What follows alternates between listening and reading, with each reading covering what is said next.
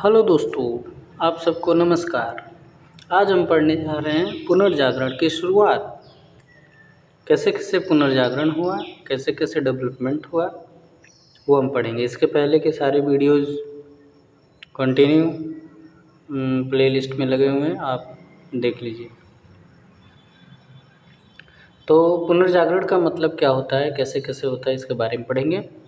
राजा राम मोहन राय 19वीं शताब्दी की बात करें तो 1800 से स्टार्ट होके और 1899 तक को 19वीं शताब्दी बोला जाता है। पुनर्जागरण का मतलब क्या हुआ? जागृति काल और राष्ट्रीय पहचान का उदय या उद्भव, प्रेस की उन्नति, कला और संस्कृति का विकास, धार्मिक सुधार, पश्चिमी शिक्षा का प्रसार प्रचार, सामाजिक सांस्कृतिक सुधार इत्यादि को पुनर्जागरण की शुरुआत बोलते हैं। राजा राम मोहन राय 19वीं शताब्दी की बात करें, भारतीय समाज की सभी बुराइयों का उन्मूलन करना, ये पुनर्जागरण का लक्ष्य होता है। सती प्रथा का, नर बलि प्रथा का, कन्या भ्रूण हत्या का, बालिका शिक्षा पर बल दिया जाता है, जाति प्रथा पर प्रहार किया जाता है, विधवा पुनर्विवाह की बात की जाती है इत्यादि सामाजिक कार्यों पे ये सब जब पॉइंट शामिल हुए तो उसको बोला गया पुनर्जागरण की शुरुआत। आधुनिक पश्चिमी शिक्षा के प्रभाव ने शीघ्र ही भारत में कई जागृति को जन्म दिया। पश्चिमी विजय ने भारतीय समाज की कमजोरी और पतन का उजागर किया। भारत में ब्रिटिश शासन ने वैधानिक विकास की अनुकूल परिस्थितियां उत्पन्न की, जैसे प्रेस की स्वतंत्रता और नव साहित्य ने समाज की बुराइयों या कुरीतियों का उजागर किया। विचारशील भारतीयों ने अपने समाज के दोषों और कानून के साथ सामाजिक कार्यों के माध्यम से दोषों को दूर करने का प्रयत्न किया। पुनर्जागरण जागृति का काल रहा ये सब। उसमें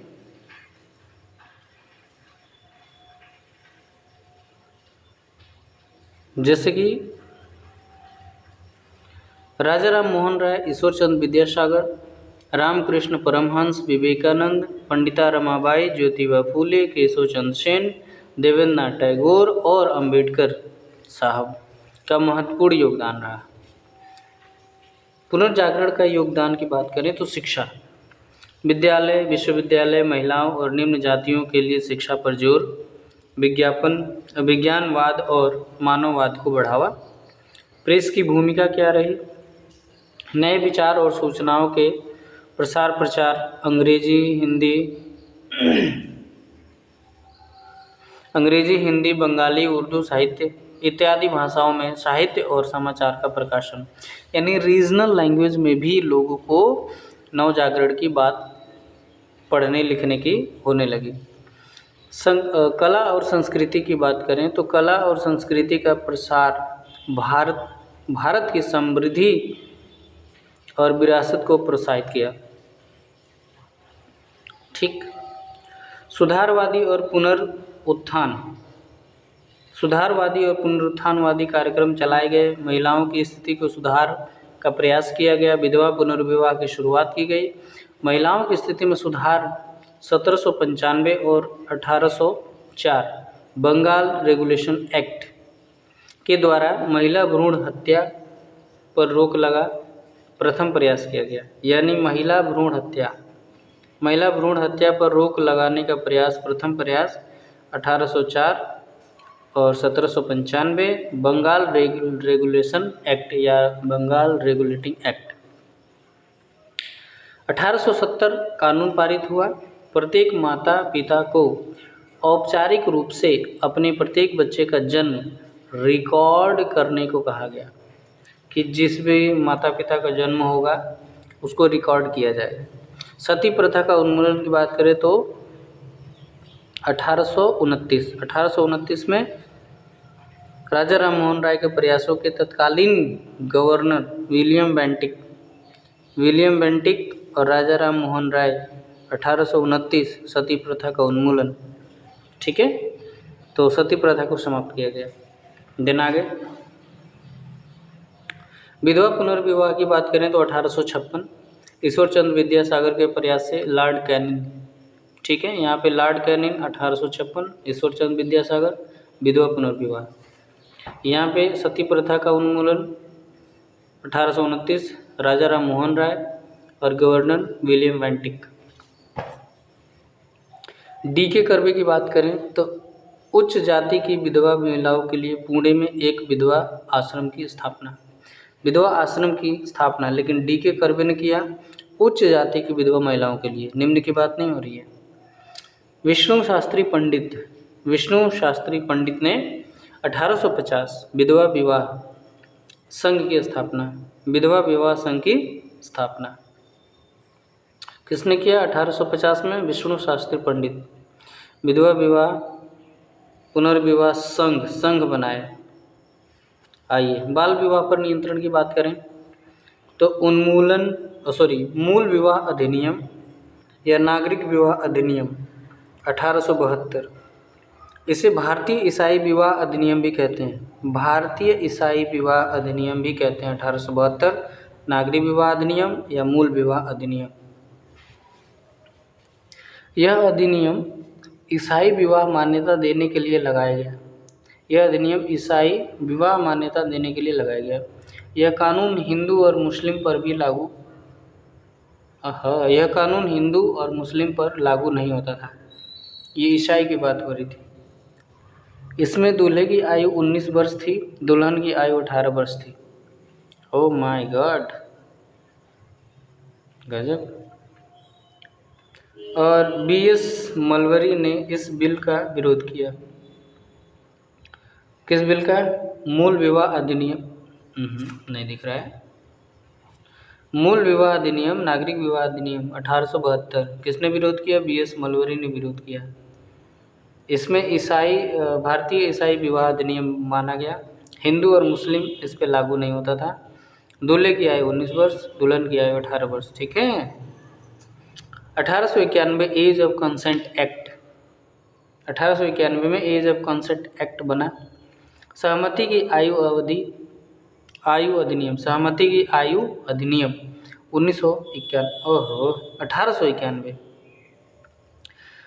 विवाहित अविवाहित की संभोग की न्यूनतम आयु, विवाहित हो या अविवाहित हो, संभोग की न्यूनतम आयु 10 वर्ष से बढ़ाकर 12 वर्ष कर दिया गया और 12 वर्ष से कम की लड़कियों को विवाह की अनुमति नहीं थी, अवैध करार दे दिए गए। यह अधिनियम लॉर्ड लैंसडाउन ने लगाया था। यह कानून समाज सुधारक बीएस मलवरी के प्रयासों से आया था। ओके, जो एज कंसेंट की बात है वो बीएस मलवरी ने किया था, जबकि यही बीएस मलवरी विरोध किए थे इसका मूल विवाह अधिनियम का, जो ईसाई वाला था। जबकि देखिए, जिसमें विरोध कर रहे हैं बीएस मलवरी उसमें एज कितनी अच्छी है, और जिसका सपोर्ट कर रहे हैं उसमें एज देखिए 10 साल से बढ़ाकर बस 12 साल की गई, जबकि यहाँ तो 18 साल और 19 साल था ना, तो दिस इज़ बेटर ना। शादी कानून अधिनियम, शादी नहीं, शारदा, ये बहुत ही इंपॉर्टेंट है, क्वेश्चन आता है। बीएस मलवरी का कभी कभी आता है, लेकिन शारदा का आता है। शारदा कानून अधिनियम 1929। लॉर्ड इरविन, ओके, इरविन, अच्छा 1900 की बात कर रहे हैं हम, 1929 में। लॉर्ड इरविन तो यही 1930, 31, 32 में खतरनाक काम किया था ना इरविन। आइए, एज था 18 वर्ष मेल का और 14 वर्ष फीमेल का। शारदा एक्ट शारदा एक्ट जो बना था 1929 में, उसमें गवर्नर था लॉर्ड इरविन, और इस शारदा एक्ट में हुआ कि 18 वर्ष मेल होगा, 14 वर्ष की फीमेल होगी। महिलाओं की शिक्षा के लिए क्या क्या हुआ? महिलाओं की शिक्षा के लिए अगर देखें तो कलकत्ता में फीमेल जुवेनाइल सोसाइटी, ईसाई मिशनरी 1819, ज्योतिबा फूले और उनकी पत्नी सावित्रीबाई फूले। अभी मूवी आई है, देखें आप लोग, ज्योतिबा फूले सावित्रीबाई फूले, फूले मूवी आई। 1848 में पुणे में लड़कियों के लिए पहला स्कूल खोला गया। कब? 1848 में। 1849 में जेईडी बैथ्यून ने एक बेथून स्कूल खोला। 1854 में चार्ल्स वुड डिस्पैच आया, डलहौजी ने किया। महिला चिकित्सा सेवा 1914, नर्सों का एक परीक्षण आरंभ किया गया। डीके कर्वे ने 1916 में भारतीय महिला विश्वविद्यालय की स्थापना की। भारतीय महिला विश्वविद्यालय 1916, डीके कर्वे। महिला चिकित्सा सेवा 1914, जिसमें नर्सों को ट्रेनिंग दी गई। 1854 चार्ल्स वुड डिस्पैच, जिसको वुड डिस्पैच के नाम से जानते हैं, डलहौजी ने कराया। 1849 में जेईडी बैथून ने एक बैथून स्कूल खोला। और ज्योतिबा फूले और सावित्रीबाई फूले 1848 में पुणे में लड़कियों के लिए पहला स्कूल खोला। This is great. ओके। राजा राम मोहन राय आधुनिक भारत का पिता कहे जाते हैं, पुनर्जागरण का पिता कहे जाते हैं, और समाज सुधारकों का अग्रदूत कहे जाते हैं, पत्रिका का अग्रदूत कहे जाते हैं, भारत का प्रथम आधुनिक पुरुष कहे जाते हैं, भारतीय राष्ट्रवाद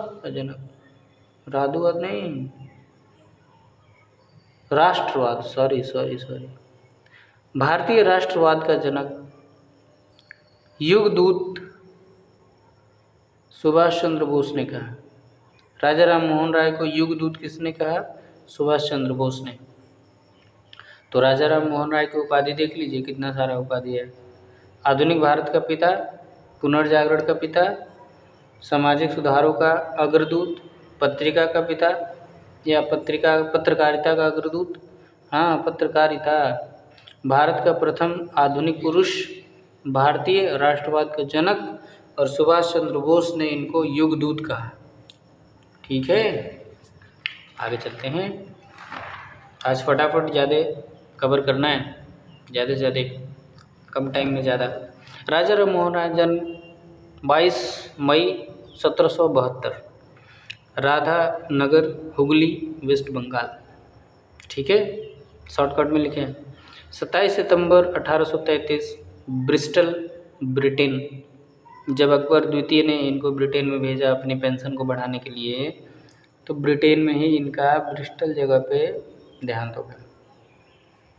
विचारधारा की बात करें तो समर्थन, एकेश्वरवाद का समर्थन करते हैं, आत्मा की परमात्मा, आत्मा की अमरता, आत्मा की अमरता की बात करते थे कि आत्मा अमर होती है, स्त्री शिक्षा का, विधवा विवाह का, स्त्री का उत्तराधिकार, और अंतर्जातीय विवाह को भी सपोर्ट किए। गजब, अच्छा दिमाग लगाए उस समय। सर्वधर्म संभाव की भी बात की है इन्होंने उस समय। अंग्रेजी शिक्षा, पाश्चात्य शिक्षा के समर्थक रहे, अंग्रेजी शिक्षा और पाश्चात्य शिक्षा के समर्थक रहे।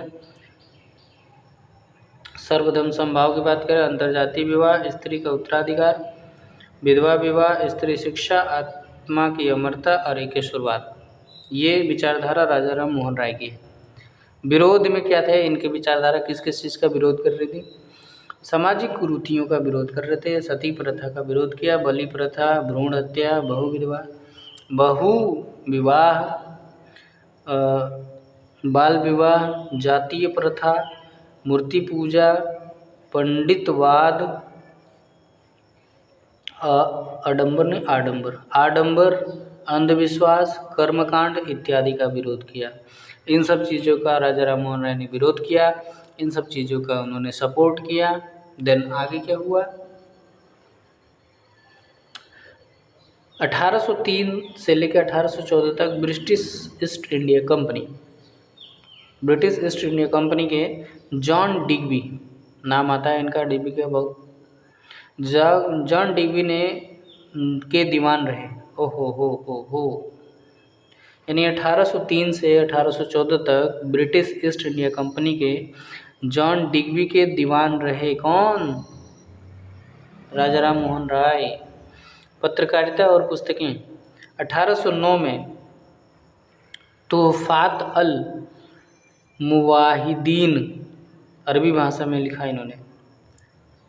यह पुस्तक एकेश्वरवादियों को उपहार, मूर्ति पूजा और बहुदेववाद का खंडन किया। मूर्ति पूजा का भी खंडन किया, बहुदेववाद का भी खंडन किया, एकेश्वरवादियों को उपहार दिया। क्या? तोहफात अल मुवाहिदीन, फारसी भाषा में। और ये आई थिंक 14 भाषाओं को ज्ञाता थे।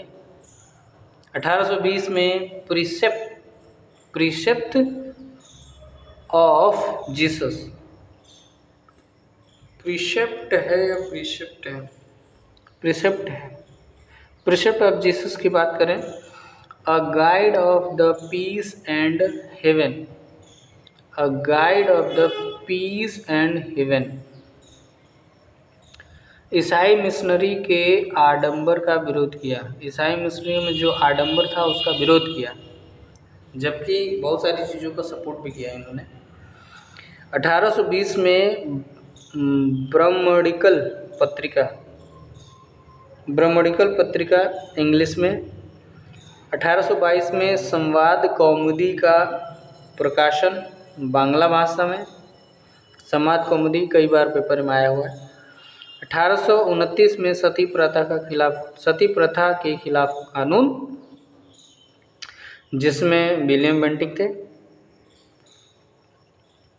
और 1822 में एंग्लो हिंदू कॉलेज, 1825 में वेदांत कॉलेज, 1828 में ब्रह्म समाज सभा की स्थापना। मिरातुल अखबार अरबी भाषा का प्रथम अखबार था। प्रज्ञा का चाँद, इन्होंने ये सब पुस्तकें लिखी हुई है। बांग्ला व्याकरण का संकलन, वेद मंदिर, हिंदू उत्तराधिकार अधिनियम। और 1821 में कलकत्ता यूनिवर्सिटी कमेटी की स्थापना, एकेश्वरवाद का समर्थन। संस्था में देखें तो आत्मीय सभा 1814, दार्शनिक विचारों की सभा थी आत्मीय सभा, धार्मिक सामाजिक चिंतन था आत्मीय सभा में। हिंदू कॉलेज की बात करें तो डेविड हेयर की सहायता से 1817 में कलकत्ता में एक हिंदू कॉलेज की स्थापना किए, और अंग्रेजी शिक्षा का केंद्र था ये हिंदू कॉलेज। वर्तमान में कलकत्ता प्रेसिडेंसी विश्वविद्यालय के रूप में जाना जाता है। 1855 में इसे प्रेसिडेंसी कॉलेज का नाम दिया गया। जो हिंदू कॉलेज है 1817 में, उसको 1855 में प्रेसिडेंसी कॉलेज का नाम दे दिया गया। समझ रहे हैं राजा राम मोहन राय जी का कितना योगदान रहा। आइए आगे देखते हैं। आगे क्या है? आगे है धार्मिक सुधार आंदोलन। महर्षि देवेंद्रनाथ टैगोर, इनको रविंद्रनाथ टैगोर, रविंद्रनाथ टैगोर के पिताजी हैं देवेंद्रनाथ टैगोर। 1863 में शांति निकेतन की स्थापना किया इन्होंने, देवेंद्रनाथ टैगोर ने। इन्हें प्रिंस की उपाधि दिया गया था। राजा राम मोहन राय की मृत्यु के पश्चात देवेंद्रनाथ टैगोर या देवेंद्रनाथ ठाकुर ने ही ब्रह्म समाज का दायित्व संभाला। 1839 तत्वबोधिनी सभा की स्थापना की देवेंद्रनाथ टैगोर ने। बांग्ला भाषा में पत्रिका निकाली तत्वबोधिनी। आदि ब्रह्म समाज के संस्थापक रहे देवेंद्रनाथ टैगोर। रविंद्रनाथ टैगोर की बात करें जो इनके पुत्र हैं। उपाधि गुरुदेव, विश्व कवि, और प्रसिद्ध पुस्तक गीतांजलि, इस गीतांजलि पुस्तक के लिए नोबेल पुरस्कार मिला 1913 में, जो कि एशिया का प्रथम नोबेल पुरस्कार मिला। 1921 पश्चिम बंगाल के शांति निकेतन नगर में विश्व भारती विश्वविद्यालय पुस्तक द क्रिंसेट मून और द पोस्ट ऑफिस नामक पुस्तक लिखा इन्होंने। Satyendranath Tagore 1863 Indian civil service के लिए चुने जाने वाले पहले भारतीय थे, सत्येंद्रनाथ टैगोर। केशव चंद्र सेन, और ये जो इंडियन सिविल सर्विस के दूसरे व्यक्ति थे वो थे इंडियन सिविल सर्विस के दूसरे व्यक्ति एस.एन. बनर्जी, सुरेंद्रनाथ बनर्जी, और सत्येंद्रनाथ टैगोर पहले व्यक्ति थे। केशव चंद्र सेन ने ब्रह्म समाज से जुड़े व्यक्ति थे। 1860 में इनके द्वारा संगत सभा का गठन किया गया। 1866 में भारतीय ब्रह्म समाज की स्थापना की गई, जो कि ब्रह्म समाज का विखंडन जब हुआ तो भारतीय ब्रह्म समाज की स्थापना किया केशव चंद्र सेन, भारतीय ब्रह्म समाज, ध्यान रखिएगा। जबकि देवेंद्रनाथ टैगोर ब्रह्म समाज का दायित्व संभाले थे, जो कि ब्रह्म समाज राजा राम मोहन राय के द्वारा बनाई गई थी। ओके, तो भारतीय ब्रह्म समाज केशव चंद्र सेन 1866। 1858 में ब्रह्म समाज के आचार्य नियुक्त हुए थे। ओके, केशव चंद्र सेन उसी ब्रह्म समाज के 1858 में ब्रह्म समाज के आचार्य नियुक्त हुए थे, लेकिन आपस में मतभेद होने के बाद 1858 से लेके कितने साल, 8 साल बाद 1866 में मतभेद हो गया, जिससे इन्होंने भारतीय ब्रह्म समाज बनाया।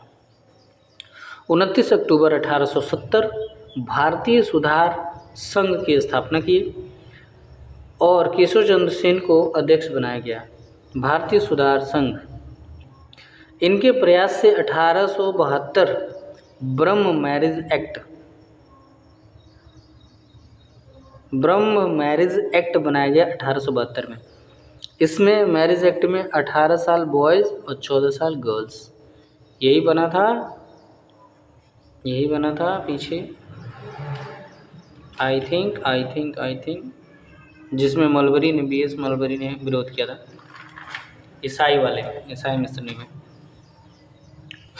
आइए एक पेज और है, पढ़ लेते हैं फटाफट। क्या है, एक पेज नहीं है, एक पेज। ब्रह्म समाज का विभाजन, भारतीय ब्रह्म समाज केशव चंद्र सेन और आदि ब्रह्म समाज देवेंद्रनाथ टैगोर, जबकि इस ब्रह्म समाज को बनाया किसने था, राजा राम मोहन राय ने। साधारण ब्रह्म समाज की बात करें तो विश्वनाथ शास्त्री, आनंद मोहन बोस, राधाकांत देव ने ब्रह्म समाज के सिद्धांतों का विरोध किया। लीजिए, विरोध करने वाले व्यक्ति आ गए, यानी कि राधाकांत देव एक ऐसे व्यक्ति हैं जो ब्रह्म समाज के सिद्धांतों का विरोध किया। ठीक है, तो क्वेश्चन आएगा कि ब्रह्म समाज के सिद्धांतों का विरोध किसने किया, राधाकांत देव। धर्म सभा की स्थापना, विरोध किया, और 1830 में राधाकांत देव ने धर्म समाज की स्थापना भी किया। ठीक है, धर्म सभा।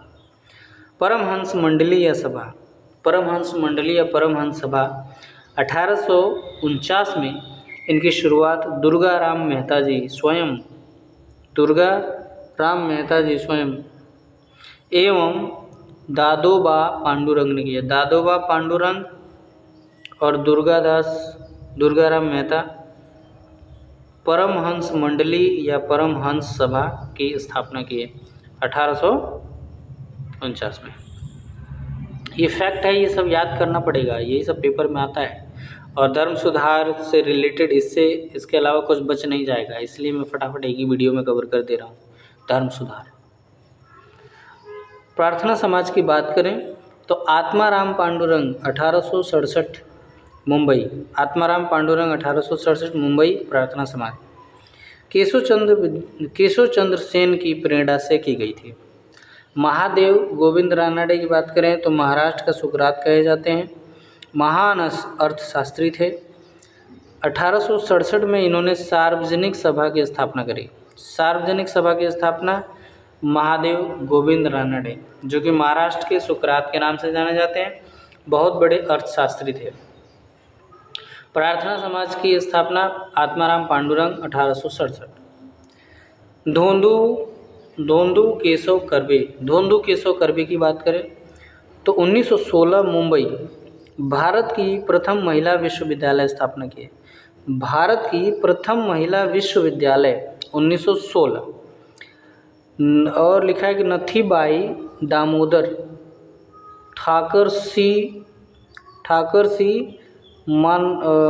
माध्यमिक विद्यालय, है ना, ऐसा कुछ हो, माननीय विद्यालय 1800। धोंदू पंत कर्वे हमने कर लिया। तो धोंदू केशव कर्वे 1916 मुंबई भारत की प्रथम महिला विश्वविद्यालय। नथीबाई दामोदर ठाकर सी एम विश्वविद्यालय। 1893 विधवा विवाह संघ। क्या था? 1893 में विधवा विवाह संघ की स्थापना किया धोंदू कर्वे ने। 1855 में पद्म भूषण प्राप्त किया इन्होंने, जबकि 1858 में सर्वोच्च नागरिक सम्मान भारत रत्न। समझ रहे हैं आप लोग? धोंदू केशव कर्वे, इनको डी के कर्वे बोलते हैं शॉर्ट में, डी के कर्वे, ध्यान रखिएगा। तो 16 में, 93 में और 55 में इन्होंने बहुत कमाल का काम किया है, इसको रिपीट कर लीजिएगा। पंडिता रमाबाई की बात करें तो पंडिता रमाबाई 1881 में महिलाओं के कल्याण के लिए आर्य महिला सभा की स्थापना किन्होंने किया? पंडिता रमाबाई। एजुकेशन में बहुत हाथ है इनका। 1881। गोपाल कृष्ण गोखले के बारे में जानते ही हैं। सर्वेंट सोसाइटी ऑफ इंडिया, भारतीय सेवा सोसाइटी। गांधी जी के गुरु थे, राजनीतिक गुरु थे। स्वामी दयानंद सरस्वती की बात करें तो आर्य समाज की स्थापना 1875 मुंबई में, 1877 लाहौर में मुख्यालय बनाया गया इसी का। बचपन का नाम मूल शंकर था, ये स्वामी दयानंद सरस्वती का। गोपाल कृष्ण गोखले के गुरु थे। गोपाल कृष्ण गोखले के गुरु स्वामी दयानंद सरस्वती थे और गांधी जी के गुरु गोपाल कृष्ण गोखले थे। जो स्वामी दयानंद सरस्वती हैं, जिनका मूल शंकर है, 12 फरवरी 1824 में गुजरात में इनका जन्म हुआ था और 21 वर्ष की उम्र में गृह त्याग दिए थे। नारा इन्होंने दिया, वेदों की ओर लौटो। बहुत ही कॉमन क्वेश्चन है, ये बार बार पूछा जाता है। प्रथम गुरु इन्होंने बनाया दांडी ऋषि संपूर्णानंद को, इन्होंने ही दयानंद सरस्वती नाम दिया और शुद्धि आंदोलन भी चलाए थे दयानंद सरस्वती। वास्तविक गुरु इनके थे, प्रथम गुरु दांडी थे और वास्तविक गुरु थे महर्षि विरजानंद स्वामी, नेत्रहीन थे जो गुरु। प्रथम बार स्वराज शब्द का दयानंद सरस्वती ने ही प्रयोग किया था और भारत भारतीयों के लिए इन्होंने बताया। महाराष्ट्र में विधवा पुनर्विवाह एसोसिएशन की स्थापना भी किया दयानंद सरस्वती ने, ठीक है। और गौ रक्षा समिति का गठन किया। प्रथम पुस्तक सत्यार्थ प्रकाश चलाए थे और वैलेंटाइन सिरोल ने इन्हें भारतीय अशांति का जनक कहा। हाँ, ऐसा वैलेंटाइन सिरोल ने तो भारतीय अशांति के जनक तिलक जी को कहा था ना। चलिए देखते हैं आगे। इनके सहयोगी लाला हंसराज ने डीएवी स्कूल की स्थापना की, यानी कि दयानंद सरस्वती के ही सहयोगी थे लाला हंसराज, डीएवी स्कूल की स्थापना करी थी। ओके ओके ओके, आइए थोड़ा सा और है, इसको कंप्लीट कर लेते हैं फिर ख़त्म करते हैं। क्या है? थोड़ा सा रामकृष्ण मिशन की बात करें तो विवेकानंद जी जानते हैं, इनका नाम नरेंद्र दत्त है। रामकृष्ण की स्थापना 1897 बाई शिष्य स्वामी विवेकानंद बारानगर में, कलकत्ता में हुआ था, बारानगर। 1893 में विश्व धर्म सम्मेलन में प्रतिनिधि के तौर पे गए थे, प्रतिनिधित्व किए थे शिकागो में। बहुत ही प्रसिद्ध चीज़। खेतड़ी के महाराज ने इन्होंने नरेंद्र दत्त को स्वामी विवेकानंद नाम दिया। कहाँ के महाराज? खेतड़ी के महाराज। 19वीं शताब्दी का हिंदू नव जागरण का पिता कहे जाते हैं विवेकानंद।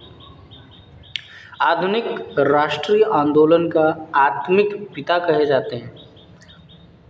सुभाष चंद्र के द्वारा बोले गए आधुनिक राष्ट्रीय आंदोलन का पिता और युग के पिता बोले गए थे। ये सुभाष चंद्र ने युग पिता किसको बोले थे? युग दूत राजा राम मोहन राय को। और सुभाष चंद्र बोस विवेकानंद जी को बोल रहे हैं आधुनिक राष्ट्रीय आंदोलन का आध्यात्मिक पिता। ध्यान रखिएगा, सुभाष चंद्र बोस ने राजा राम मोहन राय को भी बोला और विवेकानंद जी को भी बोला, अलग अलग नामों से। पुस्तक क्या था इनका? उद्बोधन, राजयोग, ज्ञान योग, कर्मयोग, वेदांत फिलॉसफी। शिष्य थे सिस्टर निवेदिता, इनकी शिष्या थी एक सिस्टर निवेदिता नाम था उनका। थियोसॉफिकल सोसाइटी की बात करें तो स्थापना 1875 थियोसॉफिकल सोसाइटी न्यूयॉर्क में स्थापना हुई थी, America. By H.B. Blavatsky, colonel Olcott.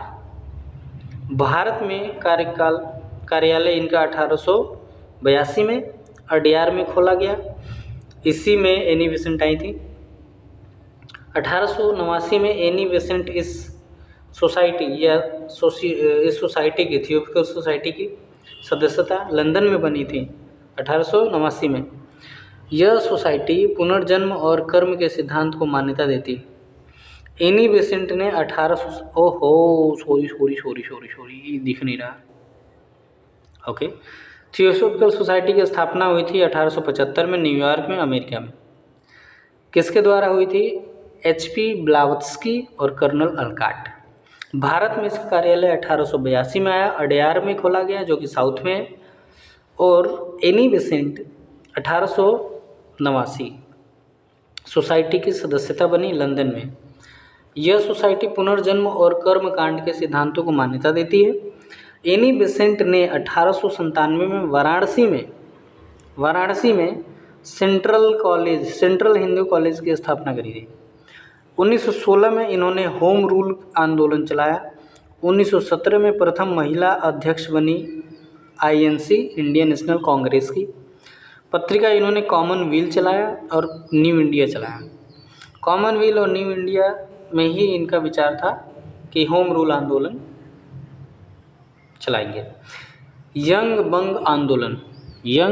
Bengal आंदोलन 1828 हेनरी विवियन डेरेजियो, बहुत ही प्रसिद्ध नाम है, Henry Vivian Derozio. 1828 young Bengal आंदोलन, ये फ्रांस की क्रांति से ज़्यादा प्रभावित थे।